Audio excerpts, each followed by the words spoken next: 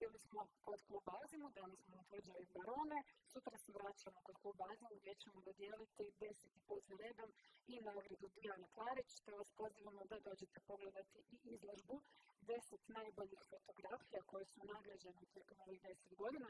9 ih možete vidjeti sutra cijeli dan, 10 ćemo naravno prikazati, otvoriti tek u trenutku kad proglasimo tko je pobjednik ili pobjednica autora. Sad, ja ću vam samo kratko reći par riječi o Hazen Audelu, pozvati ga da nas se pridruži ovdje na pozornici i onda ćemo pogledati jedan kratki video od 3 minute. Nakon toga će gospodin Goran Milić, naš prijatelj festivala i naš gost i voditelj, večeras i u ulozi voditelja, pričati s njim. Jako se dobro pripremio, već smo sinoć razgovarali o Hazenu i moram priznati da sam i ja dosta naučila o Hazenu, danas sam mu ispričala što sve ja sam doznala od gospodina Milića o njemu, tako da vjerujem da će i vama biti jako zanimljivo doznati sve stvari koje ćemo čuti večeras. Hazen Audel je poznati američki avanturist koji već više od 30 godina istražuje najzabačenije dijelove svijeta i otkriva ih kroz svoje serijale koje snima, evo sada aktualni Primal Survivor za National Geographic kanalu. Ono što posebno je važno treba istaknuti da se taj serijal prikazuje u 7. sezoni i to u inozemstvu na 47 jezika, pa vas ja molim jedan ogroman pljesak za to. Kasnije ćemo Hazenu prevesti zašto je dobio pljesak. Hazen, where are you? Yeah, please come here to the stage. In the dark. In the dark. Yeah, he's coming from the jungle. Hello and welcome.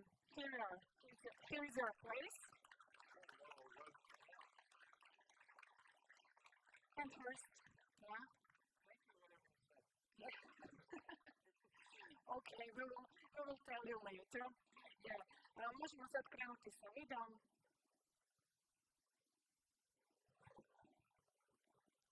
Hazen approved the video. I always jump in and go in the sky. I have looked at private people all over the world, gaining deep understanding of their extraordinary survival techniques.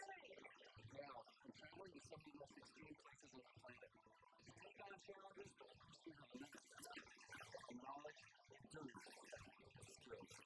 We actually struggle to stay alive here, armed with the innocent methods of the locals. And we'll show you how to be a primal survivor.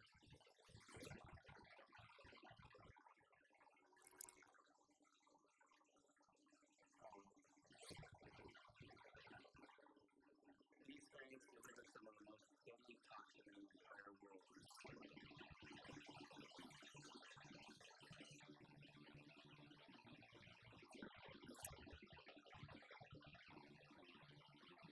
Telling you that I just didn't want to bring it to you.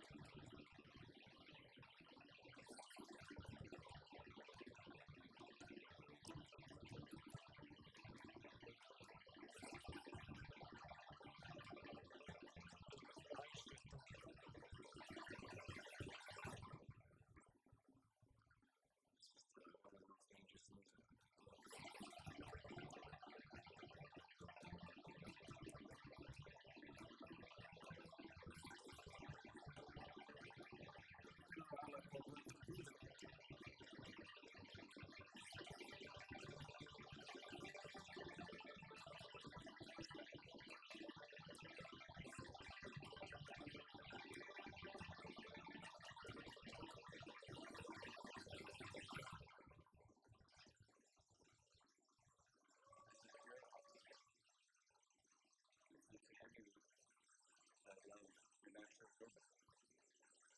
That's why I love these people.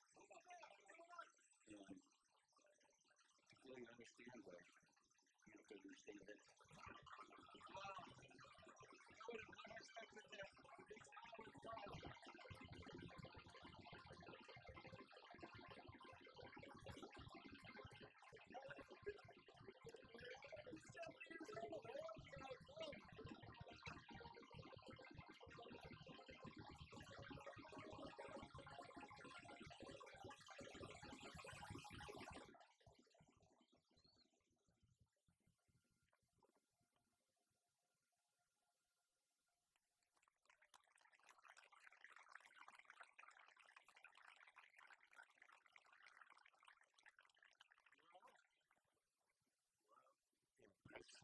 here. Welcome here. Look, I did documentaries from 70 countries, and I've never been in a single place like this in 53 years of my career. So it's not so dangerous if you survive 30 years in those places. I don't tell my mom what I do. Okay, where are you from? So I'm from the state of Washington State and Idaho in the United States. State of Washington. This is not Washington, D.C., which is the capital. Do you know which are the neighboring states of the state of Washington? Oregon? Idaho?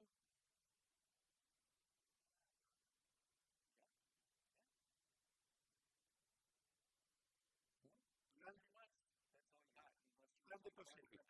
Okay. And the city you come from? Actually, Spokane, Washington area. Spokane. And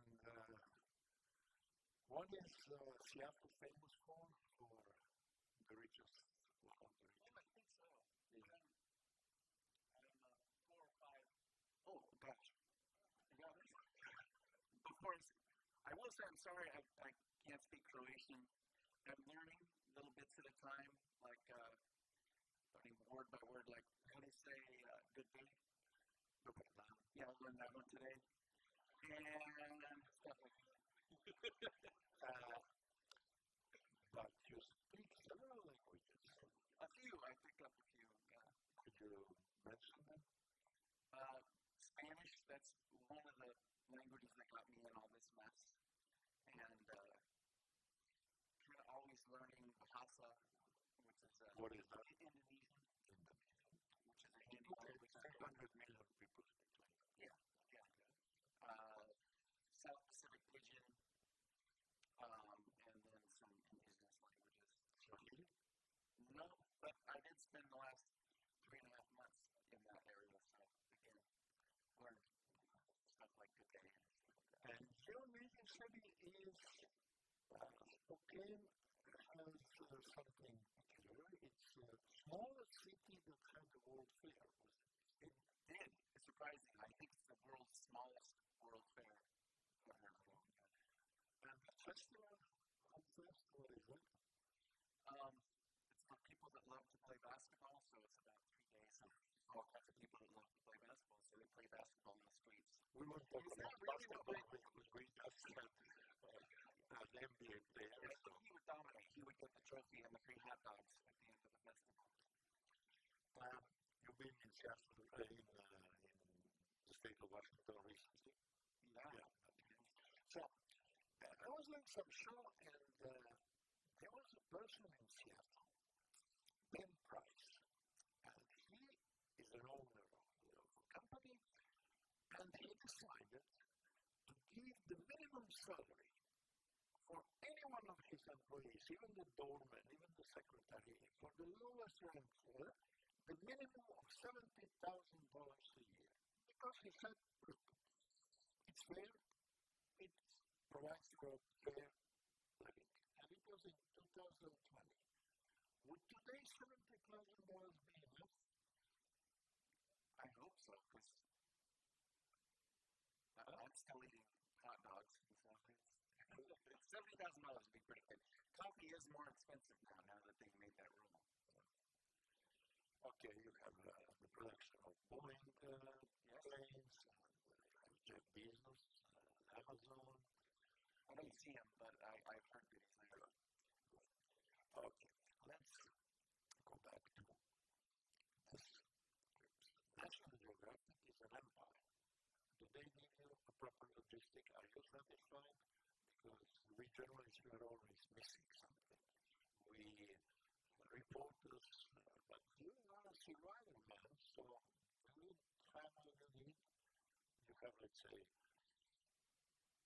some medicaments, some doctor that will help you if a snake bites you. No. Or it's a secret. Well, I'll say it. We go to the most remote places in the world. I think you're exaggerating. I know you've been to a few of those places, but we have a pretty slim crew. I will admit a slim budget too, so we don't have all of those sort of amenities, so we really have to be pretty self-sufficient. So we're on our own medics, and we really have to kind of roll with the punches a lot of times when things happen. Do you plan every step, every day, every minute? Do you have a strict plan, like because of the budget, or it's a lot of improvisation? You find something that you didn't expect, and then you adapt to that.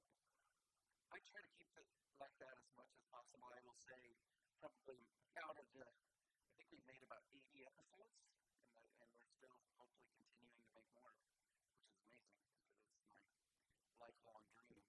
But the very first episode, how it started was, it was a pilot, and it was, at that time, I had already been kind of investing 20 years of my life going to these places and living like this, really. I've been so influenced by traditional living people, and so there was a production company that kind of wanted to see if all these rumors about me were true, and I said, well, the only way you're going to be able to go is if you go to these people that are so close to me.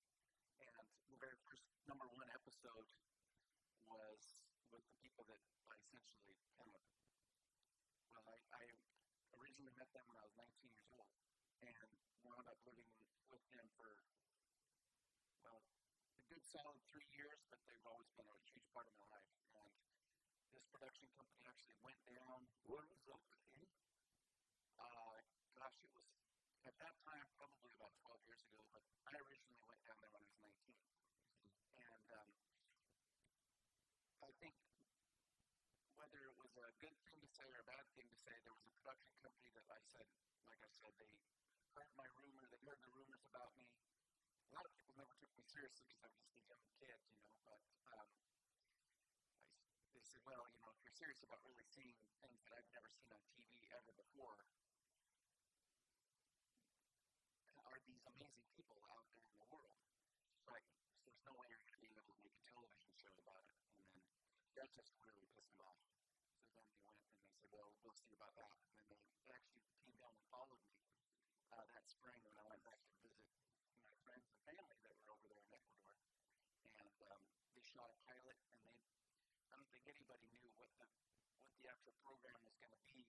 And all I could say, without any television experience ever before, I said, just keep the record button on and just follow us around, because these people are amazing, and you can never tell what's going to happen in the next few minutes. It's just, that's why I love it. It's pure adventure. You have no way of anticipating what's going to happen next. And so, and that's exactly what they did. They spent about 10 days with me and made a pilot. This is all done on a very scratch budget.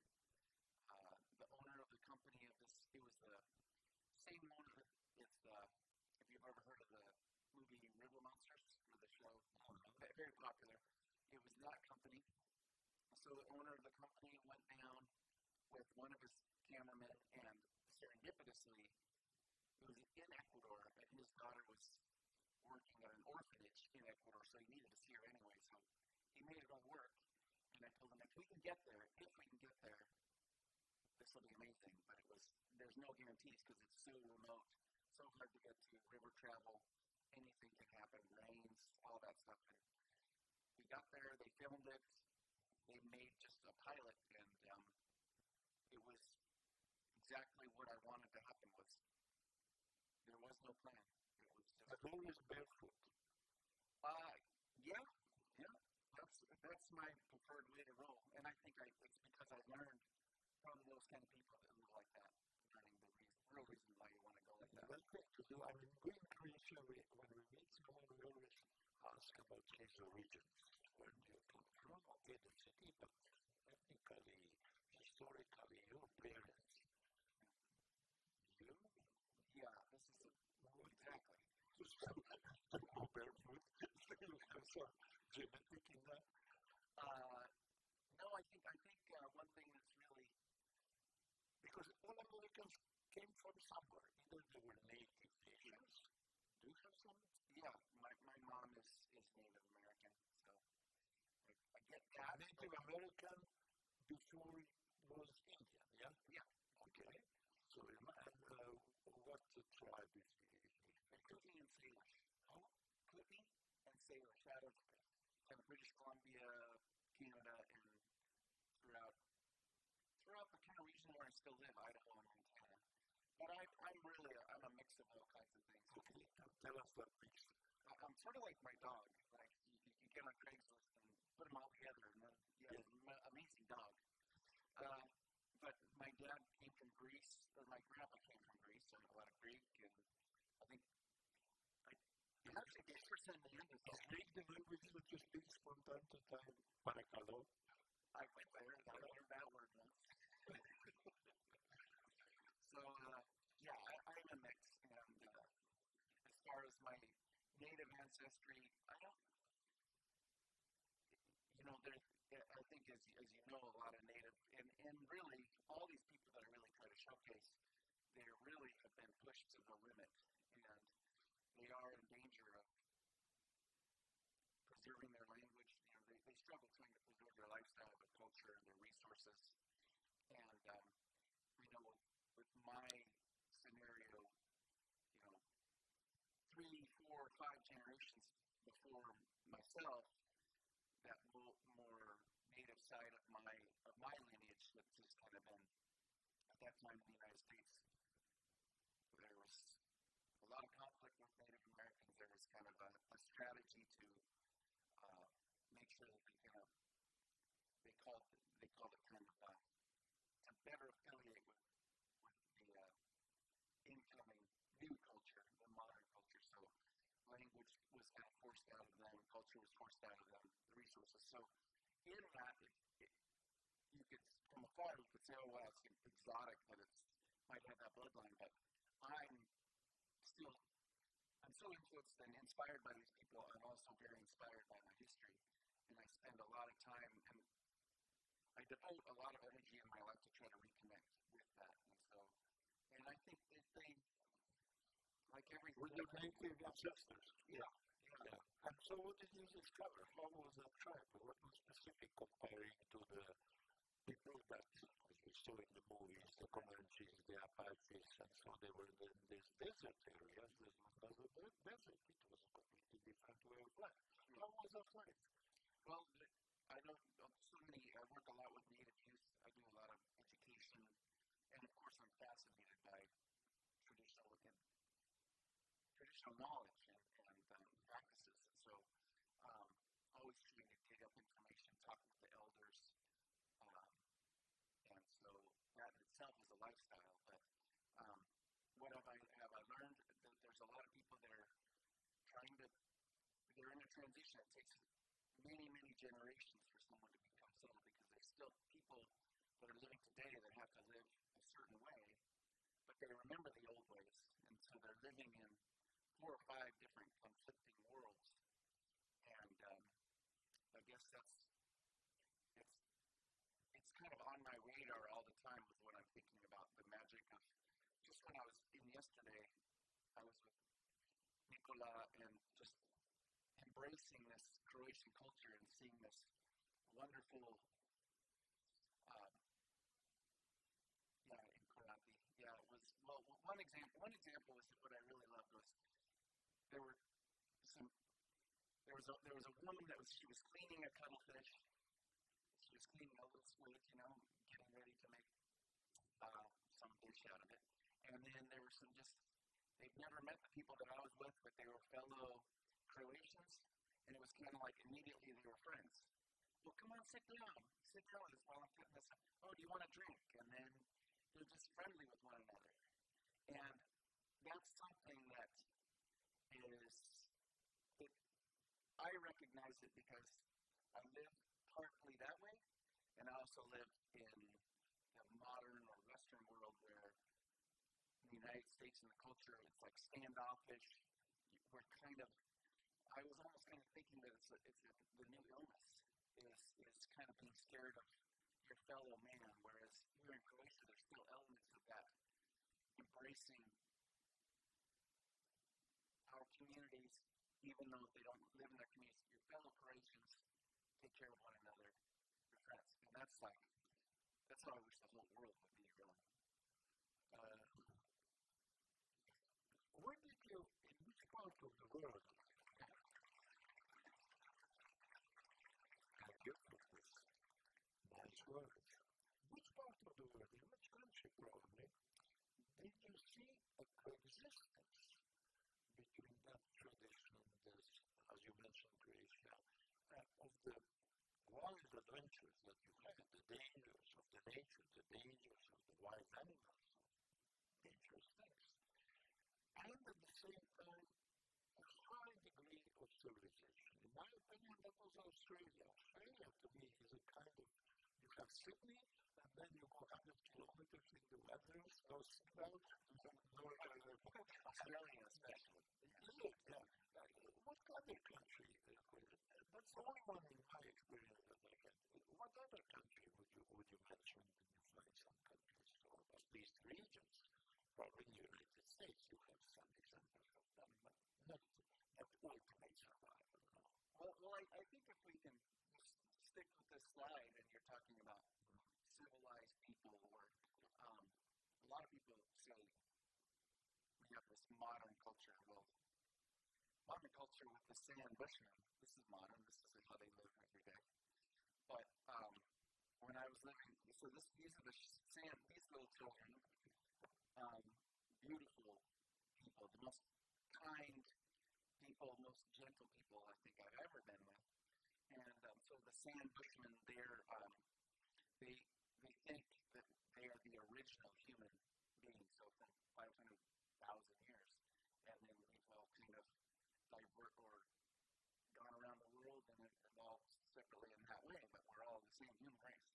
And so the sand bushmen are, their traditional practice is they're pursuit hunters. So the men, they're very small-framed, not very tall, but they are pursuit hunters, so they run after their game. So traditionally, they would run after their game. So in Africa, you've got elands and antelopes and giraffes and all of this big game. They outrun them. They outrun them, and sometimes they will run for days after an animal dies of exhaustion. And in today's world, even a marathon runner, anyone that's in tip-top shape can outrun any animal in the animal kingdom. The closest animal to us is the wolf. But we can, sure, a horse runs faster than us, but if we're in good shape, we can outrun a horse over miles and miles and miles until that horse will die of exhaustion. And so humans have evolved. There's a lot of evidence to show, we're bipedal, we're upright, we're mammals, but we have these other adaptations. We're not covered with hair, we can shed heat very rapidly, we can sweat, we have arms that we can run and carry sticks and spears and bow and arrows at the same time, and we have language, so we can communicate as we're doing relays, essentially, chasing down an animal to death. So traditionally, with the sand bushmen, they had a world that they could live in where they could run down a giant elan, which is a 300-pound antelope, and they could run it to exhaustion, and then that's how they fed their families. And because there are people that had that capabilities, that's why we're here alive today. Do you think that the human being is the most adaptable creature in the world? Yeah, to our detriment, probably. Except the cockroach, they say. The cockroach will survive the nuclear war. Yeah? Probably. Yeah. But I guess when I was talking about humanity they have this fascinating lifestyle or tradition that they had, but when we were talking, it was like, that's the big headlines. It's something that's kind of like makes good television, right? But behind the scenes, when I'm living with this culture, I'm seeing all these children all living together and seeing a girl that's this tall is able to take care of an infant and almost like a doll. And so you have this band of girls anywhere from infant to 14 years old, all hanging out together, playing all day long. The boys were all doing their boy things, all playing together all day long, and they've always been in a safe environment, and everybody takes care of their children. One question. Did you ever see in Africa, in the remote places of the world, children that never saw and didn't know what the television camera is? Yeah. So what was their reaction? Because I didn't see, I went to some remote places, they didn't see a horse, they didn't see a car, but when they see a camera, they immediately react. Did you have an experience of people that really never saw the camera? Yeah. Which country would play? Different places in Southeast Asia, different places in Africa as well. I know that when we do go there, we're very sensitive about that, like, I think that's one reason why I don't wear big fancy shoes and I don't wear fancy clothes when I go there, is I don't want to distance myself and come in there as if I'm superior to them. I know that they have so much knowledge that I want to learn. If I show that I'm immediately different, they're not going to share with me the things that I want to have conversations about.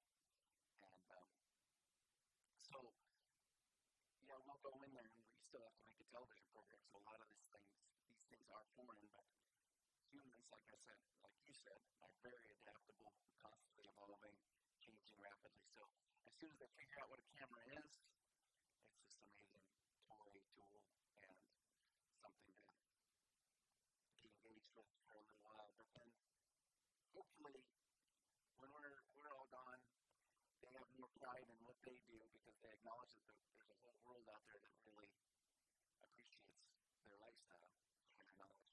Okay. You're a star of National Geographic. It's world known in 70 languages. Your show is going in different places.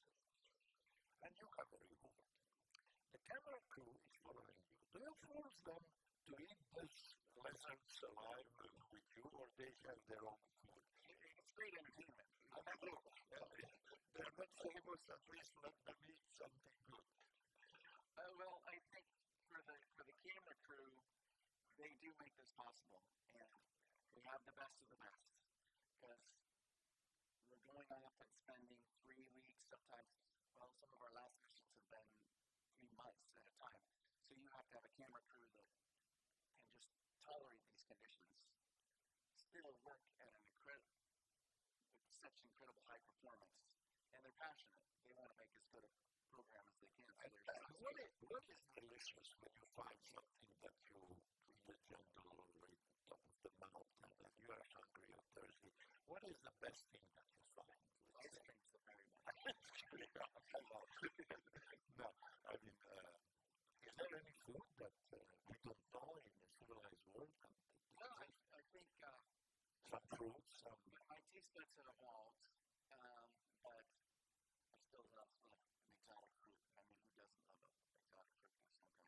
And what's the most disgusting thing that you were obliged to eat? Besides mom's meatloaf. Sorry, Mom. I love the meatloaf. It's great. Well, there was, with this, not this particular tribe, but a neighboring tribe, with the Samburu, we did a documentary on the warrior class. So that's the young men that are from about 16, sometimes as young as 14.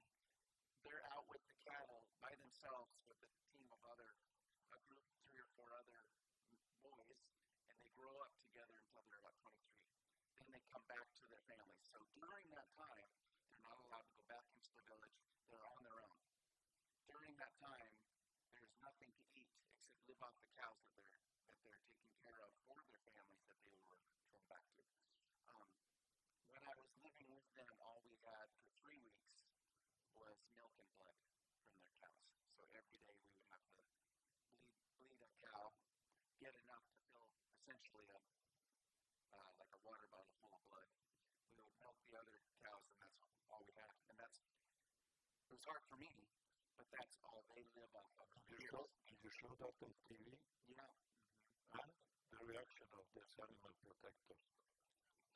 Do you have some complaints about that? Well, I never got used to it.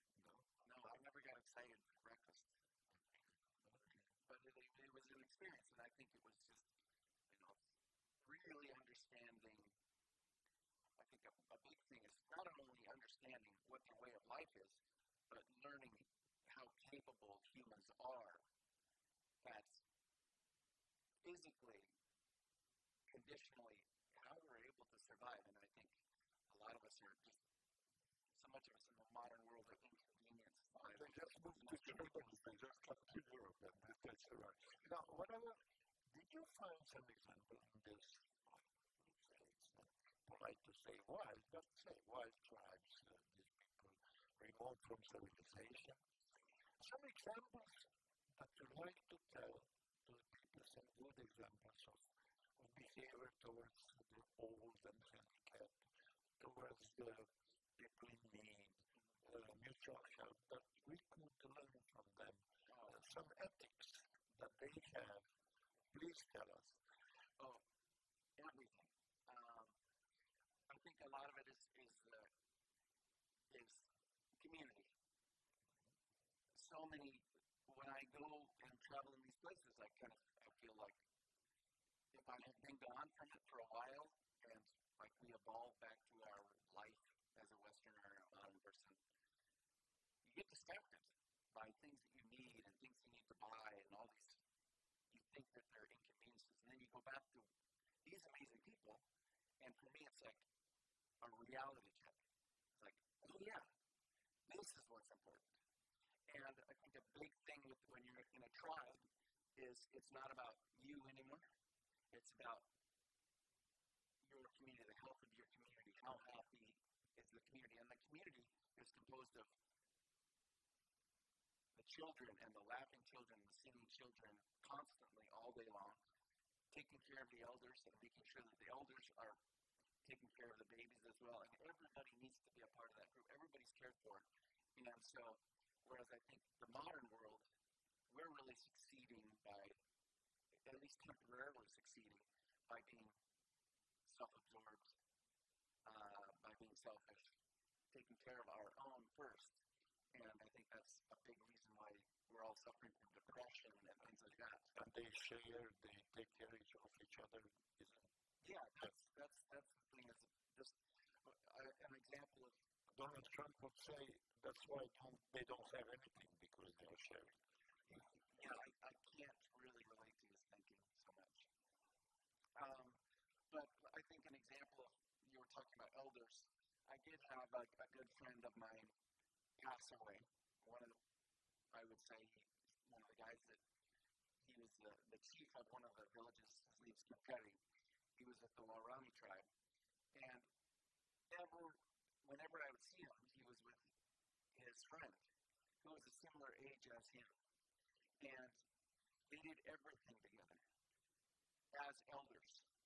So, but the thing is they did everything together ever since their very first memories. So when I think about my best friend who lives on the other side of the country, I get to see him maybe once a year. I talk with him every couple of weeks. I still consider him my best friend. But these guys did everything together, hunted, fished. There was never a day apart from them. And so as they grew up as elders, they're still at each other's side, knowing that there's not going to be a day when they're not going to be there's not a day without each other. And so they always have a place too. Just not only do they have their companionship, there's never any loneliness, and they're valued as a part of the community. Tim Perry did indeed finally pass, but that was the first time my one friend Maniwa never had Tim Perry as his son. And that's kind of like, we all could be living more like that, but in this modern world, we really prioritize our private lives, and that just makes us lonely.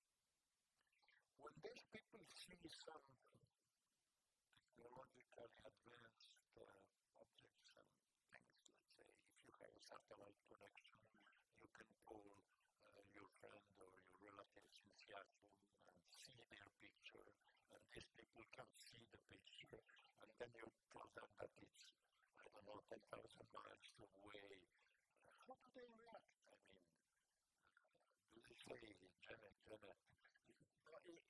all these people are very different.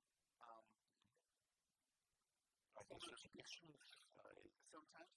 Do you think that God came from the sky? And Yes, sometimes you have to be really aware that suspicion like that can really get you with danger. In some of these communities, like we were working in Vanuatu, really remote South Pacific Islands, and there was a rumor going around that white people are coming to steal organs from other people, and they have witchcraft stuff, and so you should probably kill them before they kill you.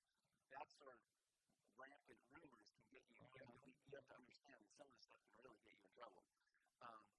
But you can't generalize because all these cultures are so incredibly different. When you talk about a map and you try to map things and show them, some places, some people, that's how they grew up. They understand that. Whereas I can remember I was with an older woman, and a lot of times I would bring photos of my family because they were really curious about what my mom looks like and what pine trees look like and things like that. So I'll show them. And I can remember the woman was sitting in her hammock and she was looking at the photo, but my photo was upside down. And she was just looking at photos. She had never seen the two-dimensional image. So she couldn't even understand what it was. She just saw colors. She didn't recognize that it was a photo of a thing. So you can't generalize how people can view a map or something like that sometimes. Well, sometimes they are hostile, they're potentially hostile. Sometimes they must admire your superiority, because they see that you have things that they never saw in you. They see it sophisticated. Did they offer you to stay and become the head of the village or the tribe? No, because I'll tell you what, my cousin was married for 10 years with a very adventurous ski 2 years ago, or 5, Željko Malnar. Željko Malnar married my cousin. For 10 years he was with her in India, and then he was traveling around, and he went to Papua New Guinea, and there was a tribe, and when they saw him, they offered him immediately to become the boss of the tribe. So that's why, he said, well, it's something that is not unusual, because you come, by the way, Montezuma apparently surrounded his kingdom in Mexico, and he spent million Aztecs in order that Cortes, who came with the horses, would dominate the country, which is very suspicious to me, because 130 people could not dominate 10 million, but that's what the legends say. So, you have some offers of that type. They educate us. You can have all my women. Huh? No? I think that, again, it's so different. When you were talking about Papua New Guinea is the most linguistically diverse place in the world. Hundreds of languages still being spoken. Each language carries its own perspective about the world. And so many of these cultures are sometimes the only thing that borders one linguistic group from the next is just the ridge of a hill. Because if that person from that tribe crosses that ridge of a hill, he'll be killed immediately by anybody on site. So there is no language exchange. And they can look at the world completely differently. They can see something that they've never seen foreign in their life. This is especially, let's say, 50 years ago. The world is changing in an incredibly rapidly right now. But if a white person was to show up, first time that you've ever seen someone that looks like that, they might be considered a ghost, again, killed on sight immediately. Or they could be viewed as something that came from some very far off land, as a messenger, as a god, as a something. So how do people, you don't quite know. When we film our films, we never just crash land into a place like that. We do our research. A lot of times it'll take a few years to really understand the right kind of people that we work with, because so many of these people, they really are living off the land. You can't just plop yourself in there and expect them to try. How do you communicate with them if they are so remote, they don't speak the languages with the neighboring tribe? So how will they understand English or Spanish? It's a lot of times it's a long going of getting to know one person that knows this person, and then they'll allow you kind of access and trust from those people that it's all different kinds of ways, but there's a whole at that time, the company that I worked for, there was a whole array of geniuses making this happen to ensure that this is going to be a successful run, that they are really excited to have us, to understand that we're going to make a television program and things are going to be turned upside down for a while. So, and there were a lot of times it's just like, well, it's just not going to work, or, I think, unfortunately, there's some people that think it's really sexy to get right into Stone Age cultures and kind of make an appearance to people that have never seen the outside world. And I think you have to be really respectful about that. Without such an experience, but I would assume I would always have a little luggage with some presents, so that I show my friendship and so on. Do you do that? For me, I small things. For me, I try not to. I mean, sometimes I know well enough. A lot of these cultures, pretty much all the cultures, they do have some access or understanding of the outside world. Like, for example, when I'm going to cultures that are right by the ocean, they're fishing cultures. They have access to hooks and line and fishing equipment, but it's incredibly expensive. Money is not a part of their life, so they'll get them by happenstance, by trading, and so I'll go there, and then I love to share and do that because it really resonates with them, and a lot of times it does mean it's survival to them. Having a good set of hooks means that they can feed their children. So I think of it in that way, but I think it's easy. I see a lot of people around their different missionary groups and things. They'll try to get access to these different people by giving them candy and I just can't stand it, because then they've never had access to the sugar before. They get addicted to sugar.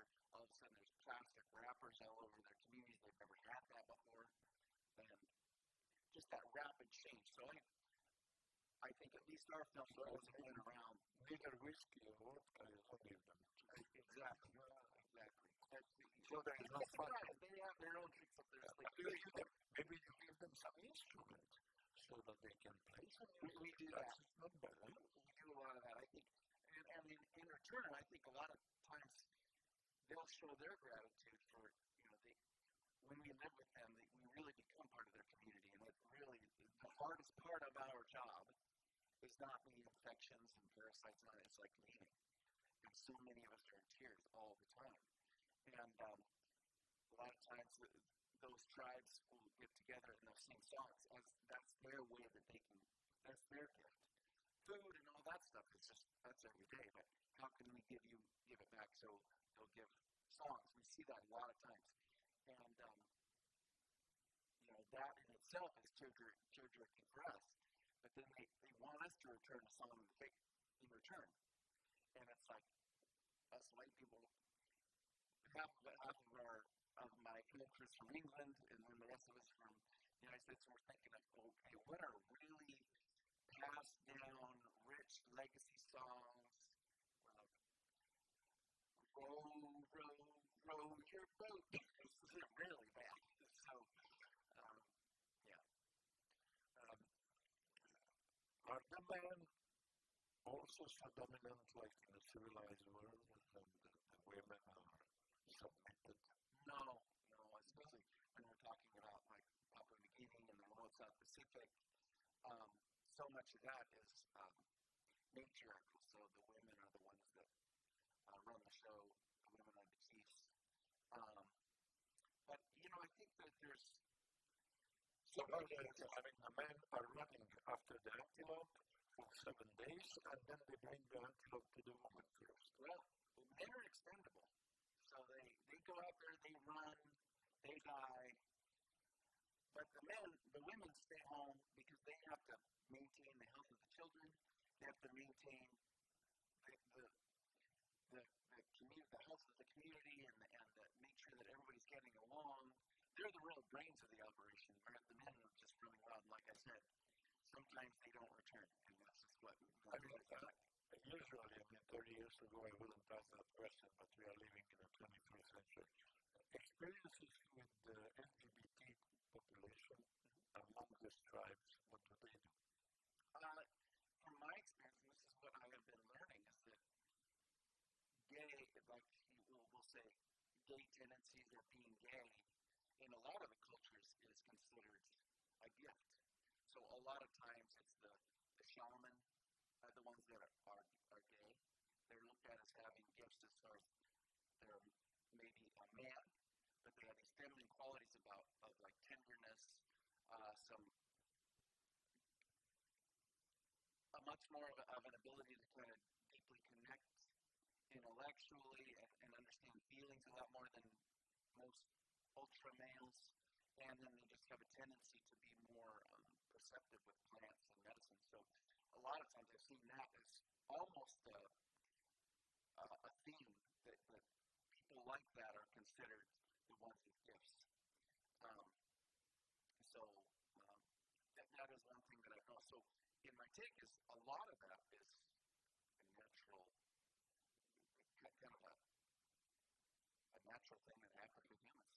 This society is presented on TV. Well, it's okay because it's to children also and so on, but we have that impression watching this television series, not only Survivor, but many others, is that these tribes don't have that sexual obsession like the civilized world. So that's not something that is a top subject.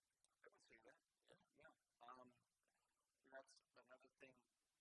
When I come back from these trips, I think originally coming back when I was 19 and being gone for 8 months and coming back and seeing lights, it's like blows your mind. Like, am I in acid right now? This is crazy. But now it's not. I go back and forth to all these worlds so much. It's not necessarily culture shock, but it's how do I implement what I've learned from my experience and bring it to the Western world, my life that I appreciate as well. So I think, and I live differently, I think, than most of my neighbors. But get back to what you asked. I distracted, but it was a good thing. So don't lose it. What was the question you asked? Oh, sexual. Yes, that's the thing. So when I come back, I am kind of inundated with Cosmo magazine, and everything is sexualized. Sex sells. We're capitalists. It is how we grow up. It's what we think is normal. Being a Westerner, I don't want to give up romance. I don't want to give up the idea of having fantastic sex my whole entire life. I am fixated on it. I think as so many of us Westerner modern people are. You go in there and I don't think it is like that. Can I give that up? It's hard, but then when I'm in those places, that part of my brain is no longer existent. So it's more, and I think about, again, I struggle with relationships, the modern relationship where our lives are so complex, and we have to have a partner now in our complex lives that they have to have the same diet, so they're vegan or not, they work out the same, they're career-oriented or they're not career-oriented. If they are career-oriented, they wind up living all over other parts of the world. Are we going to share that? Are we going to go there again? What are their family values? We have such high expectations of our partner to live these very dynamic lives. Whereas in the traditional culture, the expectation is you might only have 3 or 4 different options of a potential partner in your life. You find that person, you have the same expectations. Pretty much, you're going to be a farmer, I'm a farmer, all we know is farmers. We're going to grow food, and we're going to raise babies. And there's not many distractions other than that. So they wind up being happily ever after, living their lives together, and they learn how to be partners. Whereas in the Western society, everything's so fancy and so sexualized, and there's always going to be something better. And our lives, like I said, our lives are changing so often. How can we have a relationship with somebody in the modern world? It's crazy. Could you start describing these photos if you have any information to approach us a little bit? What's the name? This is all Photoshop. This one was, that was a photo, my second to last photo was in the Andes. This one is the Mentawai. So they're a hunter and gatherer group. I was so incredibly fortunate to be with these people. So they live in Siberut, which is Indonesia, Malaysia. Incredibly sophisticated. They have songs to communicate every night. They have drum beats that mean different things, where they're communicating with different people. If you can go back, I don't know, that would be good. I'll talk about their tattoos. Do they smoke? Do they intoxicate themselves somehow with some, I don't know, leaves? Here they have, they smoke tobacco, but they, like, so this is, his name was Bai, the guy that was next to me, and after a big hunt, he would naturally go into trance and go into a dance and a trance, and he would step into the spirit world, and that was in that part of his life. That was where he's communicating with the spirits of the rainforest, thanking them for bringing the pig that we just caught from a hunt. Again, asking what's going to happen in the next few days. Please guide me to where we can find food. Begging the Supreme Authority, begging. I wouldn't necessarily say begging, but communicating and but respecting the authority. Yeah, for them, they have a bit afraid of. I think there's a. I'm not an expert. I mean, of course, I'm absolutely fascinated, but a lot of times you just have to sit there and watch. There isn't any information unless you can speak their language, but you're understanding that they have a very defined dark world and a light world, good spirits, bad spirits. They live in that world. They're completely dependent on that world for their survival. So for them, they don't have drugs per se, but they can just naturally go into that.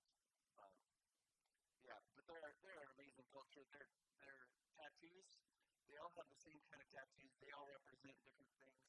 So right here, these stripes that are along their arms, these are like lines with barbs on them, almost like a blackberry thorn. And that's rattan. And if you ever know anything about rattan, it's a palm tree that's like a vine. And at the end of the frond, it has about a 5-foot-long whip with these barbs on it. Are they crazy to make this tattoo permanent like we do? They do, yeah. They do it with permanent. Yeah. And so that plant is, I mean, it's horrific. You start hunting through the forest and you get entangled with one of that plant, and that whip barbs you, and then the rest of all the fronds come and get you, and then you're surrounded. I've fallen off of a log and been suspended by hooks. I was like a puppet, and so they live in that kind of an environment. It's horrible. You can be killed from it, but it also makes this amazing string rope where they bind and they make all their tools and they bind their houses. And so those tattoos mean you have to make friends with your enemies. Learn how to make friends with your enemies. And then they have these tattoos here represent their bow and arrow that they use for hunting. And they have, throughout their life, they get more and more tattoos that represent things in their lives. And so they, all the way from the tattoos on their hands. So, wonderful, amazing, kind people, very, very sophisticated culture. If they don't hunt enough, are they in danger of starving, or they have enough vegetables in the jungles if you look at human history, hunters and gatherers, very rarely there's ever signs of them ever starving. They knew the environment so well, they knew their population so well that they always took care of their resources. I think there's something to be said about people that hunt. Even today, they understand where their food comes from, so they don't want that piece of ground that they grew up hunting on ever to turn into a parking lot. They understand that they need that to be healthy. They understand in that way too. They only need so many people, they need so many resources, and they're constantly thinking about food. Once we got into agriculture, we started to become dependent on just a few things, whereas a hunter and gatherer, their diet consists of literally thousands of things available to them at a forest at any given time. And you know it so well, whereas an agriculturalist, all of a sudden that knowledge starts to become diminished, and they're dependent on understanding how to grow potatoes. Then all of a sudden, something that happens, a blight, a drought, a flood, all of the resources are gone. That's when our human history, that's when we started to see mass famine and huge die-offs of populations. Experience with animals, African animals, venomous animals, elephants, snakes. Yeah, I love it. Okay. Any details?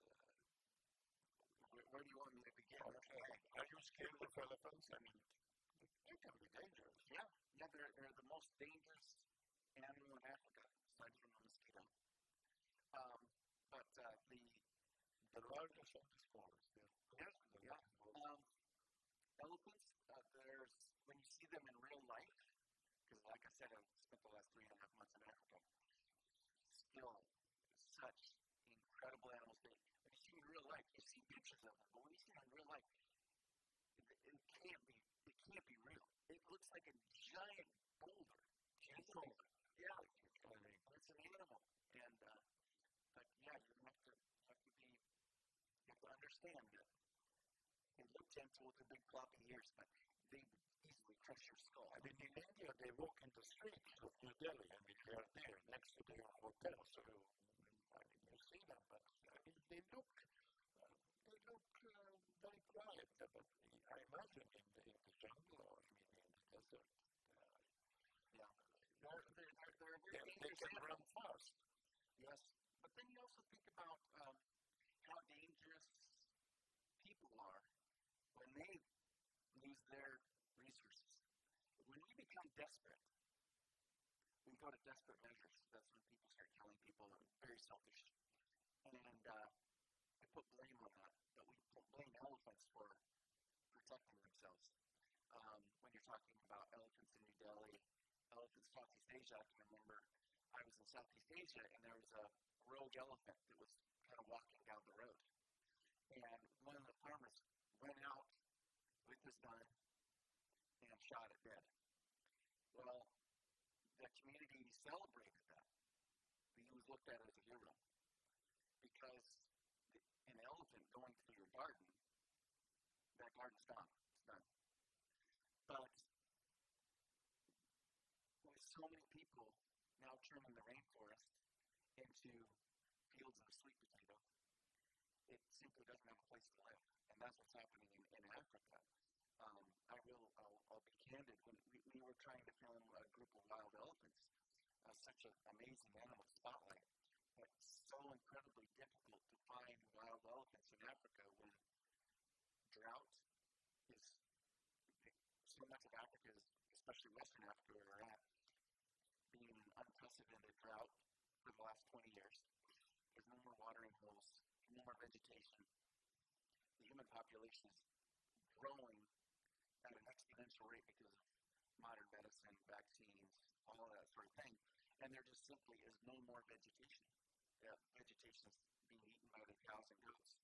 There is no more place for elephants. And so the elephants that are still existing in this world are desperately trying to survive.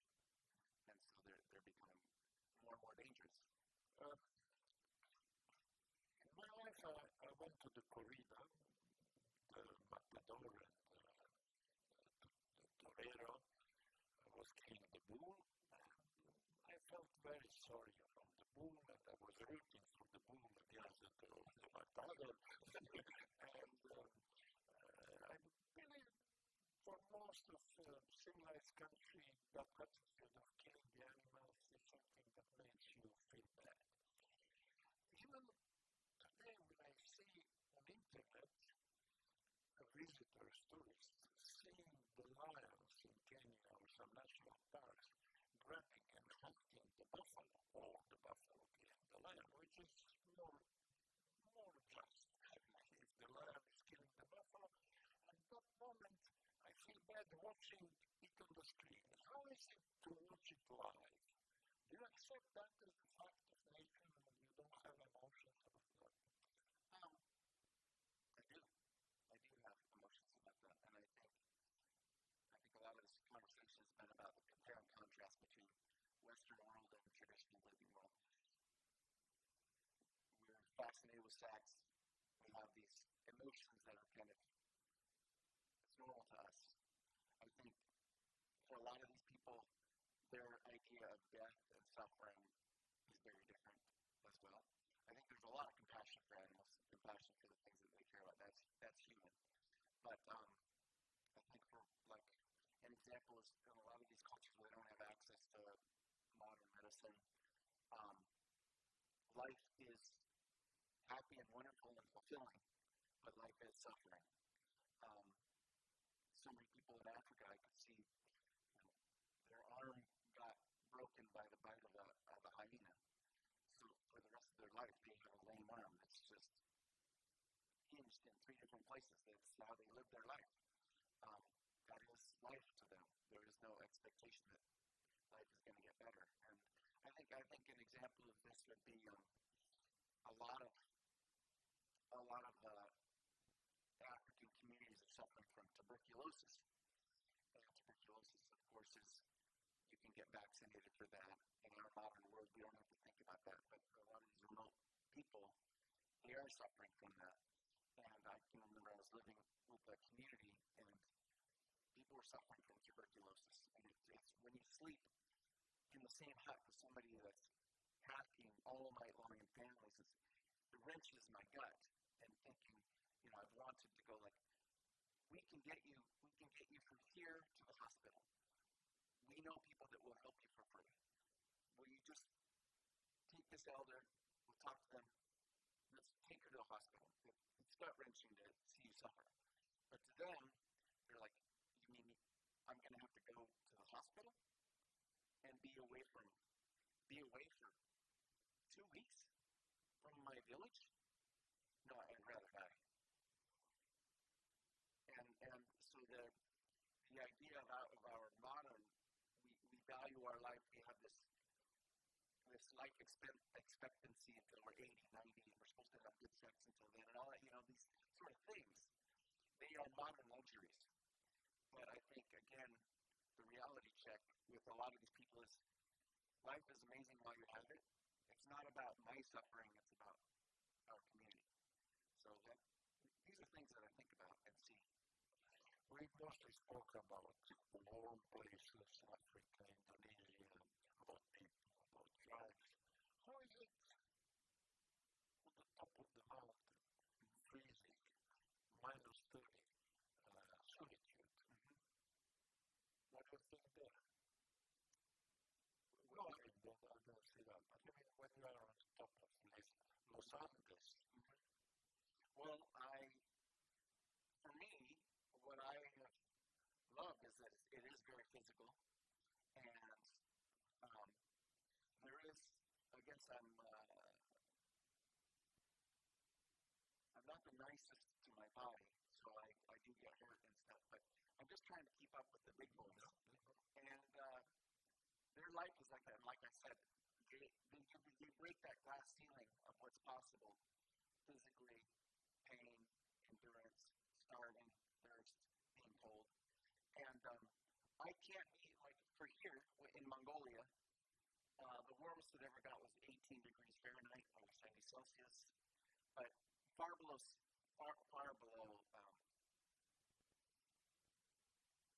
well below freezing, being there the entire time. And that's just what they're used to. Can I tell you how they managed? From one of the largest empires after the British Empire, they were the second empire in the world, having Europe, they have their people in Korea. Korea is from Mongols and southern part of China. How they managed to reduce themselves to 2 million in such a big territory? What happened? You would know more about that than the others. But Mongolia is now the least populated country in the entire world, most sparse. I did get lost on a horse there, and you can imagine 18 degrees, so well below freezing during the day. At night it's really cool. And I was lost, and in a place like that, if you're lost from a house, you're not going to find another house. There's no fence, there's no trails, there's no roads. And fortunately, in the morning, I did find a light of a house. There was no light, but it was just in the moonlight. I saw that it was there. Finally got there, and just because I showed up, in their culture, if somebody shows up like that, you let them in, no matter what they look like. And they need to be rescued, and so they warned me up to save my life. But I guess you learn the hard way sometimes.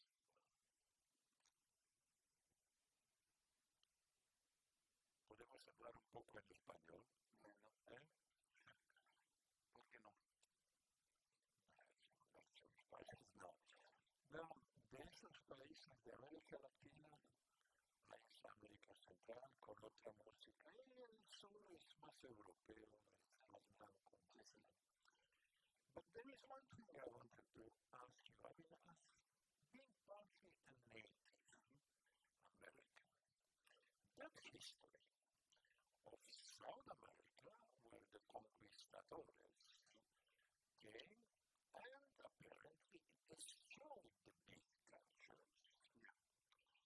The Incas, the Aztecas, the Mayas destroyed and occupied them, and blah, blah, blah. Yeah, true, okay. But then the result is that the majority of people living in Peru are descendants of the Incas. They're 70%.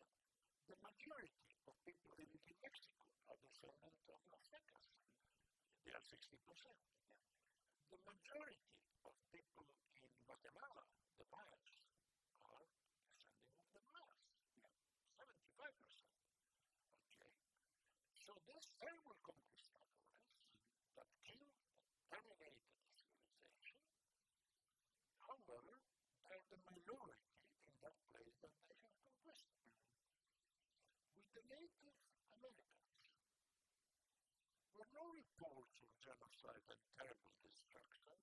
Apparently, this First Nation had no culture at all, because in movies and in romance, they portray them as nomads living in the deserts of Arizona and the deserts of West Africa.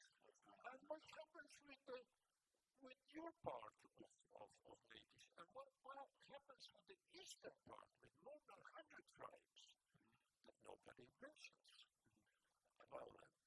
How is it possible that that interpretation survived while the interpretation of the South, which I consider completely wrong, persisted? Because you think of that sometimes? Oh, yeah. I mean, right now, too late. I'm in a country that wants to rewrite history. And when you start doing that, that becomes history. We only know, it's like, we only know what happened by having somebody tell us what happened, and that's the unfortunate thing. Yeah, but our kids watch movies, and we think that the Native Americans are Comanches and Apaches and no others. And we have 300 nations exterminated. Being reduced to some casinos in Nevada and Arizona. Right now, there are genocides happening right now. There aren't wonderful people like you able to have access to showing the world what's happening. You can look at Irian Jaya, which is Papua, mass genocide from Indonesia is happening. It's not making world news. That history, entire languages, hundreds of thousands of people are dying. When they're all gone, there is no history because no one was there to see it. And none of us can know it all. But all of our human histories are tragic. Every single person in this group comes from people that killed other people. And if they didn't kill other people, they wouldn't be here today. That's the sad truth.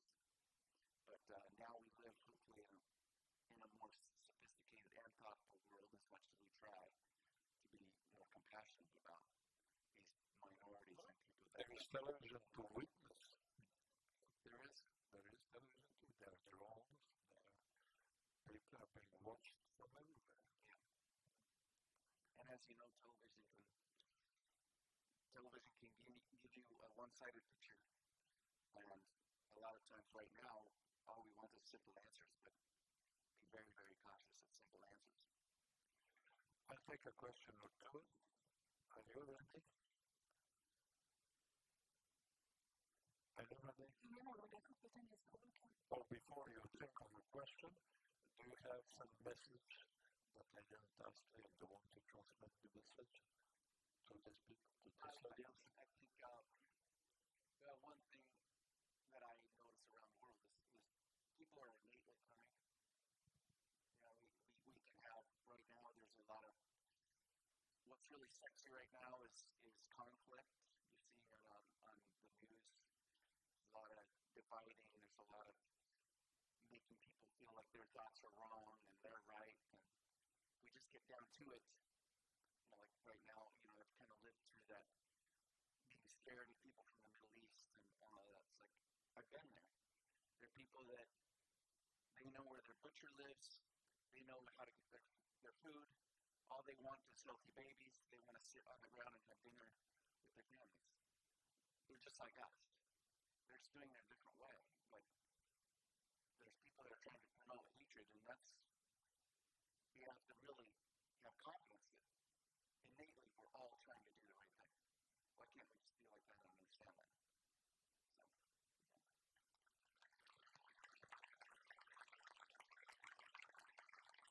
When the prophet comes back and builds the third temple, the world will get peace. Hazen, did you ever visit any country as a normal tourist? Normal. Sounds very important. Did you go out to make some selfie, Paris?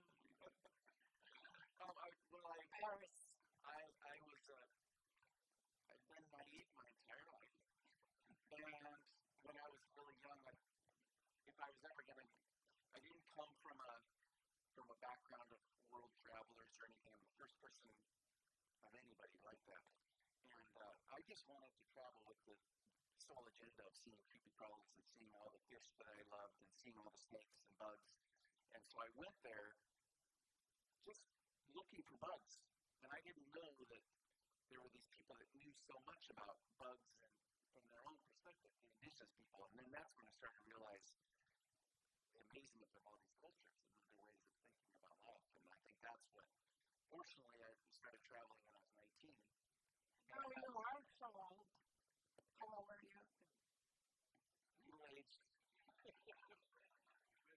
best age. Okay. After 50, and with a great experience. Yeah, that's the truth. It's more about what you get to experience. Yeah, it's because we cannot believe. When we saw, like, wow, he looks like 10 years younger or something. So it's a good lifestyle, I would say. Yeah, I think I'm very fortunate. But yeah, so I started traveling just looking for bugs and stuff, and then now I love traveling just to see how people live their lives. And now I get to meet friends all over the world. Like just spending the last couple of days and having you guys organize everything. It's actually been taking years to finally get this happen with COVID and everything, but we're lifelong friends. I love it. Yeah. is the last question. Your impressions about Croatia. You're here now for 3 days, and you have 7 more. Yeah. Well, okay, just embrace the moment and be present. I think a lot of people, will say, "Gosh, how many countries have you been to?" I was never interested in counting, and so because you go to one neighborhood, and that's one neighborhood, and you know the people in that neighborhood. Like I could go to where we were at yesterday, the beautiful house. I'm under pressure right now, so. Kornate, and today Krka. Yeah, so you go to those places, and I can imagine people from all over the world, they say they've been to Croatia, now they went to Kornate, right? And then I've been 3 times. I went to the same hotel 3 times, but I've been to Croatia 3 times. It's like, that's nothing, that's crazy. Why count that as you've been to that country, you've just been to that place? So, yeah, but now you have one country plus. So, and it's a big plus for us that you are here. Thank you very much one more time for coming to Croatia. Mi se zahvaljujemo i Hrvatskoj turističkoj zajednici te turističkim zajednicama Zadra, Šibenika, Splita i Dubrovnika koji će podržati obilazak Hazenov kroz Hrvatsku. Isto tako se zahvaljujemo još jednom našim glavnim pokroviteljima, gradu Šibeniku, turističkoj zajednici grada Šibenika i turističkoj zajednici Šibensko-kninske županije, te svima vama koji ste se ovako lijepom broju odazvali i sigurni smo uživali u ovom razgovoru Hazena i gospodina Gorana Milića. Thank you one more time and let's go to the party. thank you. Inače, Hazen je i party.